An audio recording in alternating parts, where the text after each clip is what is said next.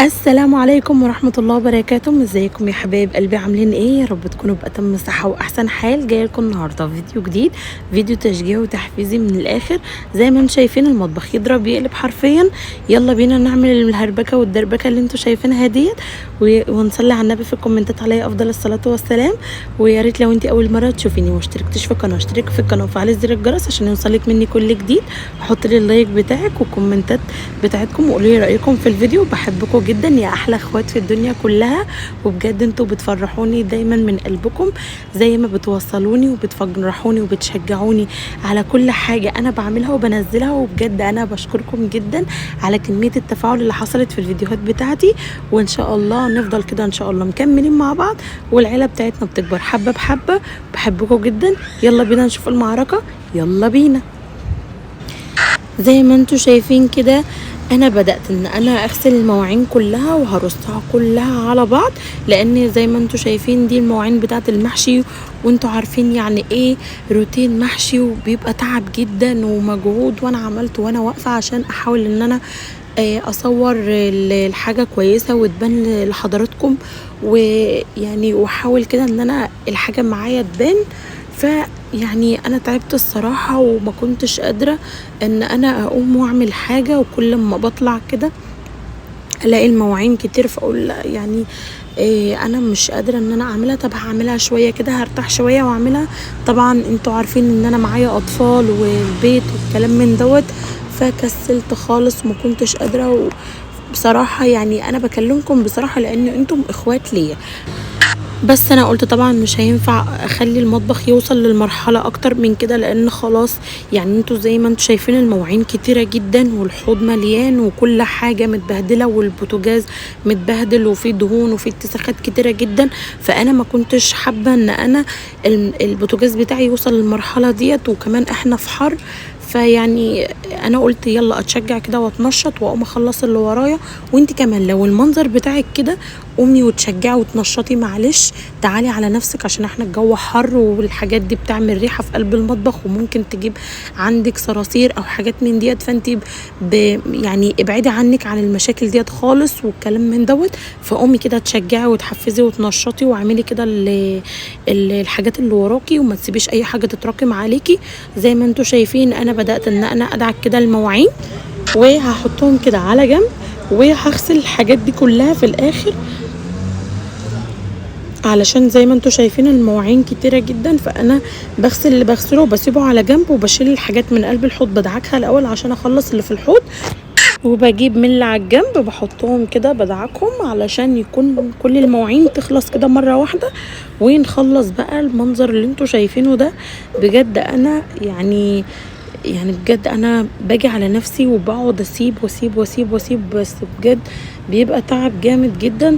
يعني لما تخلصي كده الحاجة اللي وراكي بس بيبقى غصب عنك طبعا بتتعبي وبيجيلك كده ارهاق، حاسة ان انتي منتيش عايزة تعملي اي حاجة وعايزة كده تفصلي شوية تقعدي مع حالك.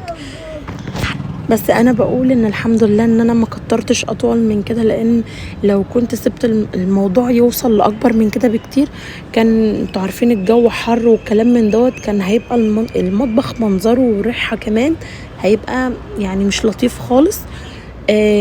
بس انا قلت كده اما اقوم كده واخلص اللي ورايا واتشجع كده واتحفز وكمان اعمل كده، لان انا اكتر حاجه بتضايقني ان المطبخ بتاعي يكون المنظر بتاعه زي ما انتوا شايفين كده.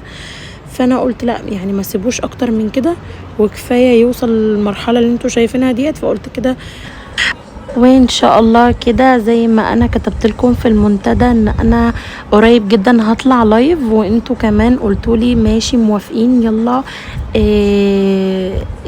يكون احسن ان احنا ان انتي تكوني يعني بداية موفقة ليكي والكلام من دوت. بجد انتوا فرحتوني من بكلامكم الجميل، وان شاء الله قريب جدا انتظروا اللايف وادخلوا كده في اللايف بتاعي نتكلم مع بعض. واللي لسه اول مرة هيشوفني في اللايف يعمل لي اشتراك لو هو مش مشترك، وتنوروني في العيلة وناخد بآراء بعض. وان شاء الله كده كل فترة والتانية نطلع لايف مع بعض ونكبر العيلة بتاعتنا ونتكلم مع بعض. وبرده لو انت ما انتيش حابه القناه بتاعتي برده على دماغي من فوق، وزيارتك ليا برده على دماغي من فوق، وبشكركم جدا. زي ما انتم شايفين انا خلاص قربت ان انا اخلص كده المواعين اللي في قلب الحوض. هعملها كده، هدعك بقى شويه المعالق دول، وهدعك بس الحوض الاول علشان كان متبهدل جدا، حرفيا كان متسخ جدا وفيه شويه دهون وبهدله من كميه المواعين اللي كانت فيه. هبدا بقى ان انا اغسل كده المعالق واحطها في قلب الحله مع المواعين اللي انا دعكتها.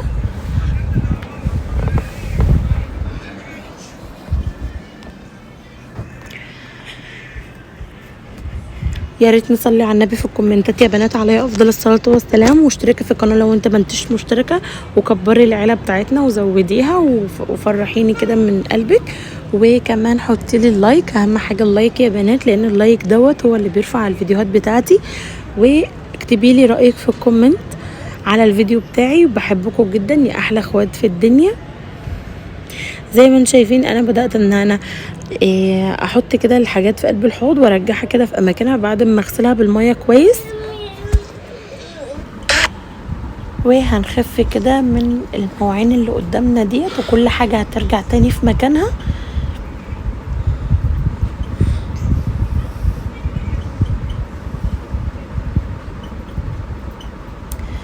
يعني هو بصراحة الجو اللي احنا فيه ده ما يشجعش اي حد ان هو يقوم يعمل حاجة، لان اول مسافة ما بتقومي كده من على السرير او بتقومي كده تعملي اي حاجة تحسي ان انتي هبطتي وتعبتي جامد وفرهطتي من الجو اللي احنا فيه دوت.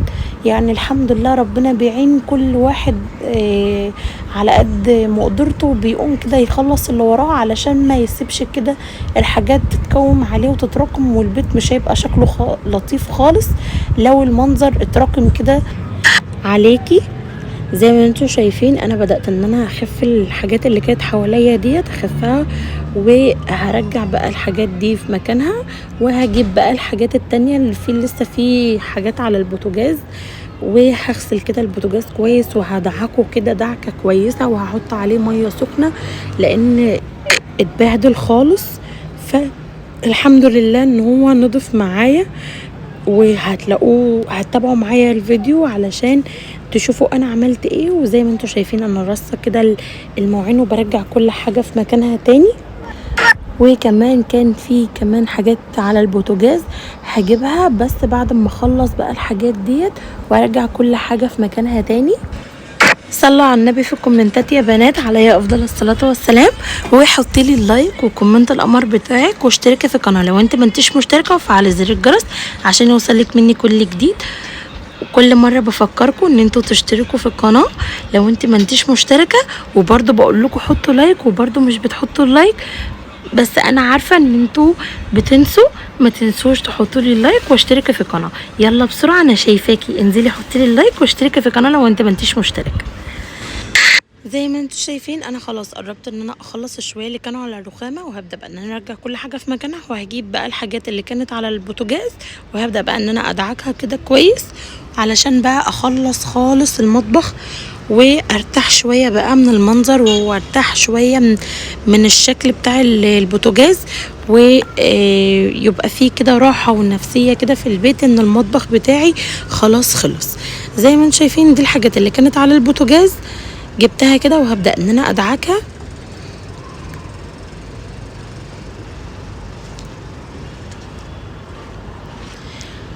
زي ما انتم شايفين الحاجات كانت مدهننه وفيها دهون وتسخات كتيره جدا، لان دي حاجه محشي وما ادراك مع حاجه المحشي، وانتوا عارفين يعني ايه دهون متراكمه على البوتاجاز. فيعني الحمد لله ان الموضوع خلص خلاص، والبوتاجاز نضف معانا، وان المطبخ اصلا الشكل العام بتاعه بقى كويس.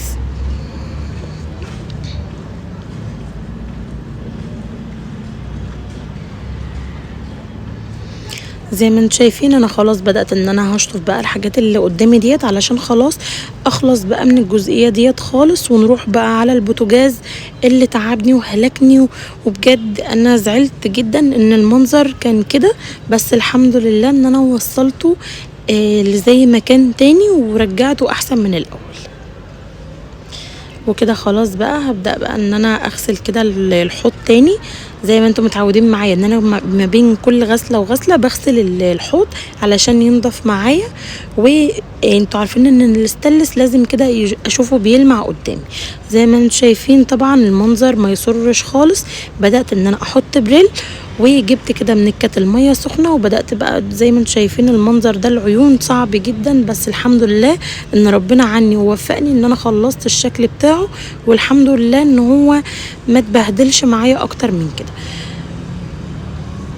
هبدا بقى ان انا ادعك كده فيه كويس، والحمد لله ان الميه السخنه طلعت معايا الدهون، ما لزقتش فيه ولا اي حاجه الحمد لله. لان انتوا عارفين ان انا اكتر حاجه بتضايق منها ان انا اشوف البوتاجاز بتاعي منظره كده ما يسرش خالص. لازم احس كده يعني. انا نظافه المطبخ بالنسبه لي هي البوتاجاز. زي ما انتوا شايفين جبت الفوطه بتاعتي وقمت شايله كده الرغاوي والصابون، كل حاجه زي ما انتوا شايفين كده نضفت الحمد لله. ان هو يعني طلعت معايا الدهون والاتساخات كلها وما تراكمتش عليه.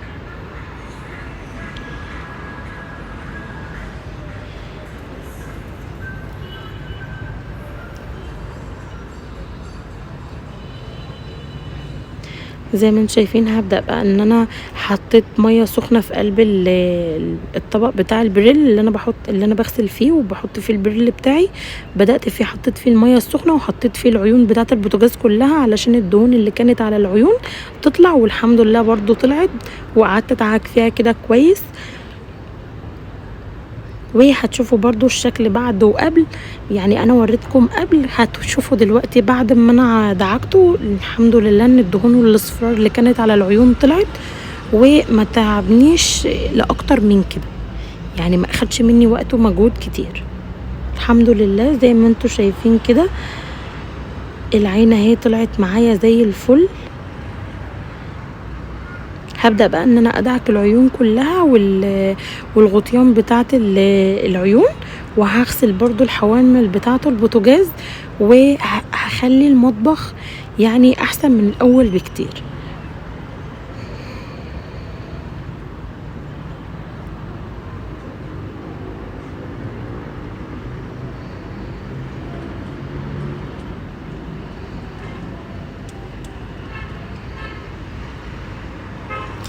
يا ريت نصلي على النبي في الكومنتات يا بنات عليه افضل الصلاة والسلام، وحطي لي لايك. لو انت لسه ما حطيتيش حطي لي يلا بسرعه، وقولي لي رايك في الكومنتات. ولو انت ما انتش مشتركه اشتركي في القناه وفعلي زر الجرس عشان يوصلك مني كل جديد. كده خلاص العيون كلها اتدعكت. كبيت كمان شويه الميه والبريل اللي كانوا موجودين في قلب الطبق لان اسودهم من مكان الدهون اللي كانت في العيون. وهرجع كده العيون تاني على البوتاجاز. زي ما انتوا شايفين البوتاجاز معايا بيلمع.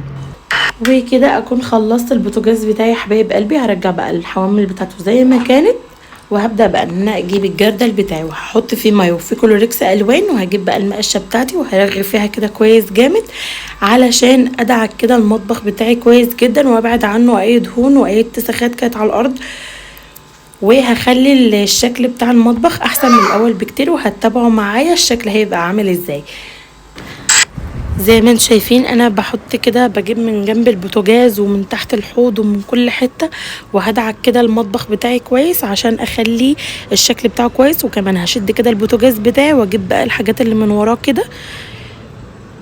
يعني انتوا زي ما انتوا عارفين ان الكوركس الالوان بينظف وبيعقم، هي بجد بصراحه يعني هيخلي معايا الشكل احسن من الاول بكتير. بدأت كده ان انا اجيب المساحه بتاعتي واحاول الحاجات اللي طلعت كده معايا من المطبخ على الحمام، لان انتوا عارفين ان الحمام جنب المطبخ بالظبط.